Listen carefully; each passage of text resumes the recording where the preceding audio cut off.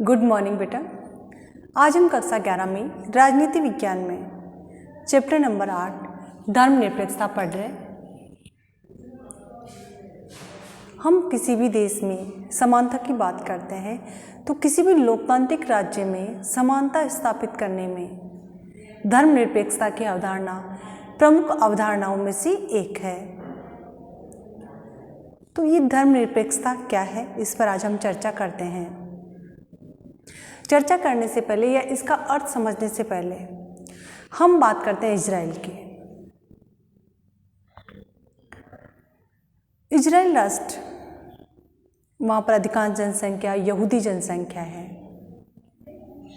हालांकि जो यहूदी नस्ल है इसको समस्त यूरोप में सदियों तक इसके साथ भेदभाव होता रहा। हिटलर के समय यहूदियों को मारा गया,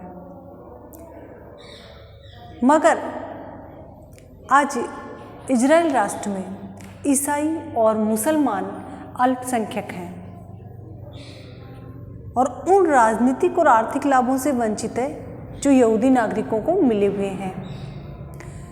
यूरोप के अनेक हिस्सों में गैर ईसाइयों के साथ भेदभाव होते रहे हैं। अपने पड़ोसी देश पाकिस्तान और बांग्लादेश में भी जो धार्मिक अल्पसंख्यक है या गैर मुस्लिम हैं, तो उन लोगों के साथ उत्पीड़न होता रहा है। पूरे विश्व के लोगों का ध्यान अपनी ओर आकर्षित किया है। तो इस तरह के उदाहरण हमें समकालीन विश्व में, वर्तमान विश्व में धर्मनिरपेक्षता के महत्व को बताते हैं कि धर्मनिरपेक्षता क्यों जरूरी है। तो सबसे पहले हम धर्मनिरपेक्षता का अर्थ समझते हैं कि धर्मनिरपेक्षता क्या है। राज्य का धार्मिक मामलों में हस्तक्षेप न करना। राज्य क्षेत्र में निवास करने वाले नागरिक धार्मिक मामलों में स्वतंत्र हो। धर्मनिरपेक्षता का अर्थ है कि राज्य का कोई धर्म नहीं हो, राज्य धर्म के मामलों में कोई हस्तक्षेप नहीं करे और राज्य क्षेत्र में सभी निवास करने वाले नागरिक धार्मिक मामलों में स्वतंत्र हो। वे अपना धर्म उपासना कर सकते हैं, कोई भी धर्म अपना सकते हैं, अपने धर्म का प्रचार कर सकते हैं, धार्मिक संस्थाओं की स्थापना कर सकते हैं और अपनी पूजा स्थल बनवा सकते हैं। तो उसे धर्मनिरपेक्षता कहा जाता है। अब अपना जो टॉपिक है पुस्तक में, धर्मों के बीच वर्चस्ववाद, जिस टॉपिक की अपन बात कर रहे हैं, वर्चस्ववाद यानी आधिपत्य स्थापित करना। जो विभिन्न समुदाय हैं, विभिन्न धर्म हैं, इनके बीच में वर्चस्व की लड़ाई, अपने आप को श्रेष्ठ साबित करने की जो प्रतिद्वंदिता है, उसके लिए यहाँ पर वर्चस्ववाद शब्द लिया गया है। तो हमारे देश में हमारा संविधान घोषणा करता है कि भारतीय नागरिक किसी भी अपने राज्य क्षेत्र में कहीं पर भी निवास कर सकते हैं। वे अपनी प्रतिष्ठा के अनुसार, गरिमा के अनुसार जीवन यापन कर सकते हैं, कोई भी धर्म अपना सकते हैं। मगर वास्तव में वर्जना और भेदभाव के रूप अभी भी विद्यमान है। हालांकि हमारे संविधान की प्रस्तावना में 42वें संशोधन के द्वारा धर्मनिरपेक्षता अर्थात पंथ निरपेक्षता शब्द जोड़ा गया है, लेकिन फिर भी कई ऐसे उदाहरण सामने आते हैं जब धर्म के आधार पर भेदभाव सामने नजर आता है। कुछ उदाहरण हमारी पुस्तक में दिए गए बेटा। तो जो पहला उदाहरण दिया गया है 1984 में, जब खालिस्तान की मांग को लेकर के सिख आतंकवादी वाली घटनाएं हो रही थी, तो पूरे देश में सिखों के साथ एक अलग सा व्यवहार नजर आ रहा था। दिल्ली और देश के बाकी हिस्सों में लगभग 2700 से अधिक सिख नागरिक मारे गए। पीड़ित के वर्ग के जो परिवारजन है, उनका मानना है कि दोषियों को आज तक सजा नहीं मिली। दूसरा जो एग्जाम्पल अपन ले सकते हैं, कश्मीर का ले सकते हैं। हमारे कश्मीरी पंडित, उनको कश्मीरी घाटी से अपना घर छोड़ने के लिए विवश कर दिया गया, उन्हें कश्मीर से निकाल दिया गया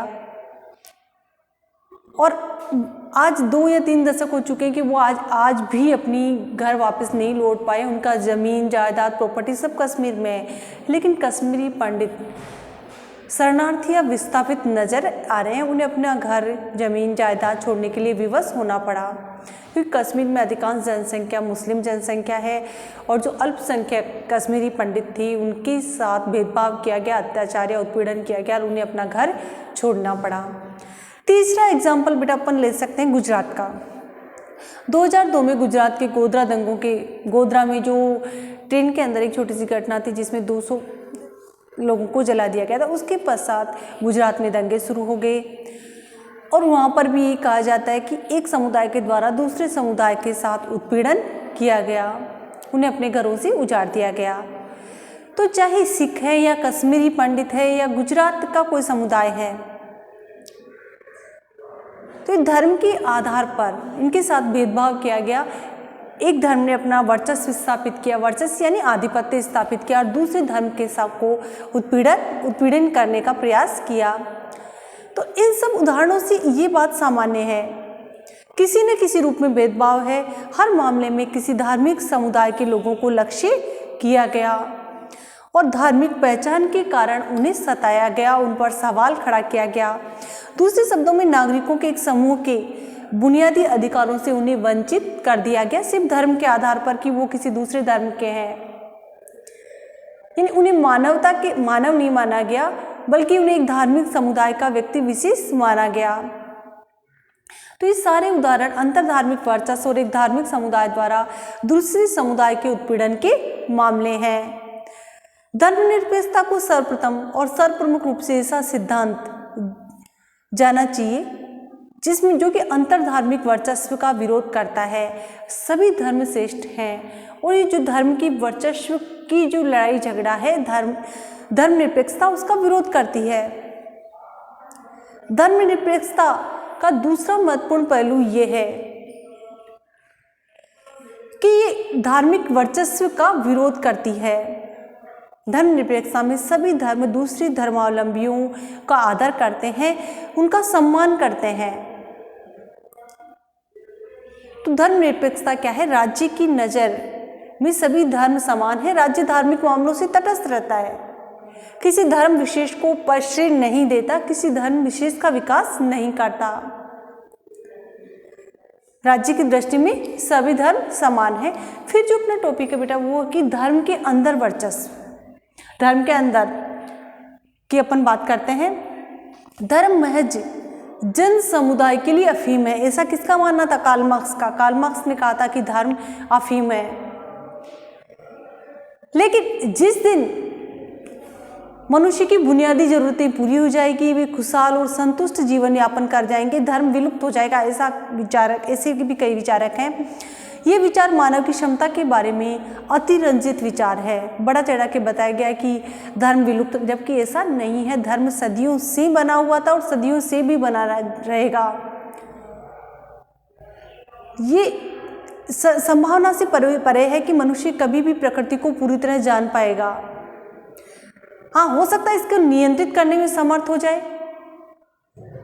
हो सकता है हम अपने जीवन काल को बड़ा कर सकते हैं, लेकिन अमर मनुष्य नहीं हो सकता, ये उसके हाथ में नहीं है। हो सकता है कि हम दुर्घटना और भय से छुटकारा पा सकते हैं, लेकिन भाग्य के तत्व से छुटकारा नहीं पा सकते। अलगाव, हानि ये मानव जीवन के अभिन्न अंग हैं। हमारे अधिकांश दुख दर्द मानव निर्मित है, मनुष्य के द्वारा बनाए हुए हैं। तो इन दुख दर्दों की सटीक प्रत्युत्तर को मानव ढूंढ पाएगा ये पता नहीं। धर्मनिरपेक्षता भी इसे स्वीकार करती है और धर्मनिरपेक्षता धर्म विरोधी नहीं है, ये सभी धर्मों का समान रूप से आदर करती है।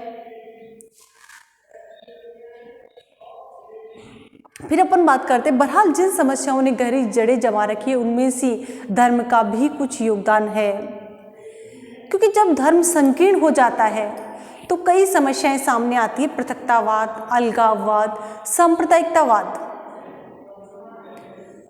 ये सभी समस्याएं धार्मिक संकीर्णता से जुड़ी हुई है, धर्मनिरपेक्षता से नहीं।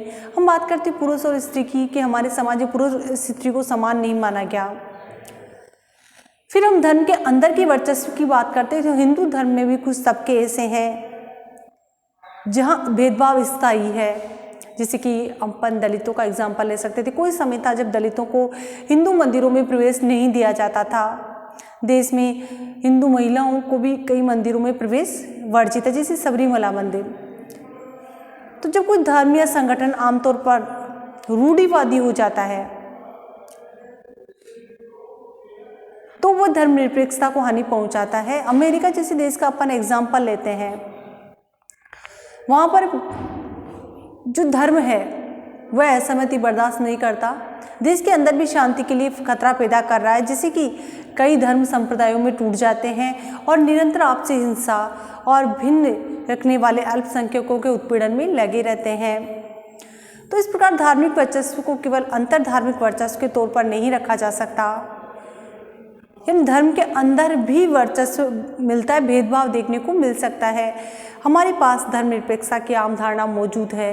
एक ऐसा नियामत और व्यापक सिद्धांत है जो कि धार्मिक और अंतर धार्मिक दोनों वर्चस्वों को समाप्त करता है और समाज में एक समानता स्थापित करने का प्रयास करता है, देश में समानता स्थापित करने का प्रयास करता है। जो धार्मिक वर्चस्व की लड़ाई है या अंतर धार्मिक वर्चस्व की लड़ाई है, धर्मनिरपेक्षता उसे समाप्त करने का प्रयास करती है। फिर अपन बात करते हैं धर्मनिरपेक्ष राज्य। तो बेटा धर्मनिरपेक्ष राज्य हम किसे मानेंगे? हमारे संविधान में भी भारत को धर्मनिरपेक्ष राज्य घोषित किया गया। धर्मनिरपेक्ष राज्य वह है जिसकी नज़र में सभी धर्म समान हैं।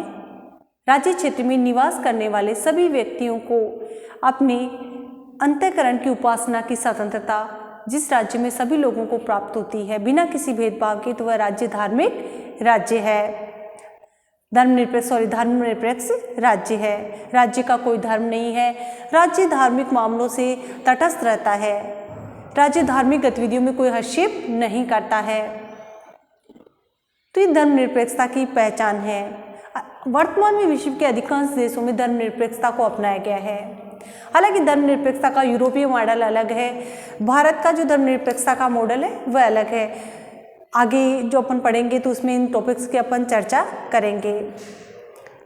हमारे संविधान में भी मौलिक अधिकारों में अनुच्छेद 25 से लेकर के 28 तक धार्मिक स्वतंत्रता प्रदान की गई है।